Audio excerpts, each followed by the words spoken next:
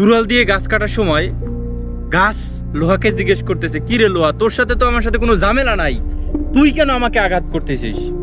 লোহা খুব সুন্দরভাবে উত্তর দিল, দেখ, তোর সাথে আমার সাথে কোনো ঝামেলা নাই, ঠিক আছে, কিন্তু আমার পিছনে তোর জাতি ভাই আছে, তোর জাতি ভাইয়ের সাহায্যেই তোকে কাটতেছে।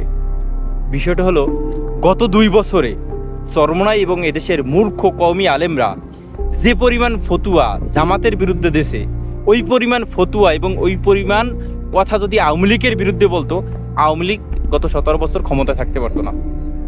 তারা আওয়ামী লীগের বিরুদ্ধে ফতুয়াও দেয় নাই, আওয়ামী লীগের বিরুদ্ধে কথাও বলে নাই। যে পরিমাণ ফতুয়া এবং যে পরিমাণ জামাতের বিরুদ্ধে কথা বলছে, সেই পরিমাণ যদি বিএনপির বিরুদ্ধে বলতো, বিএনপি ক্ষমতায় যাইতে পারতো না। কিন্তু তারা এই পরিমাণ কথা বিএনপির বিরুদ্ধেও বলে নাই। এদেশে আওয়ামী লীগ, বিএনপি, জাতীয় পার্টি সবাই ভালো, খারাপ হইলো জামাত ইসলাম, ঠিক আছে।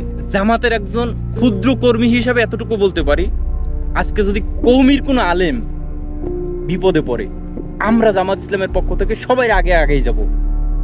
কিন্তু তারা যদি আমাদের কোনো বিপদ দেখে, তারা বলবে আল্লাহর গজব, তখনও তারা ফতোয়া দেবে এটা আল্লাহর গজব। তারা আগাই আসবে না, সাহায্য করবে না। কি বলছি বুঝছেন? শুধুমাত্র এদেশের মূর্খ আলেমদের জন্য এবং উল্টোপাল্টা ফতুয়া দেওয়ার জন্য এদেশের মুসলমানরা আজও পৃথক, এবং এক মুসলমান আর এক মুসলমানরে গালি দেয়, এক আলেম আর এক আলেমরে গালি দেয়।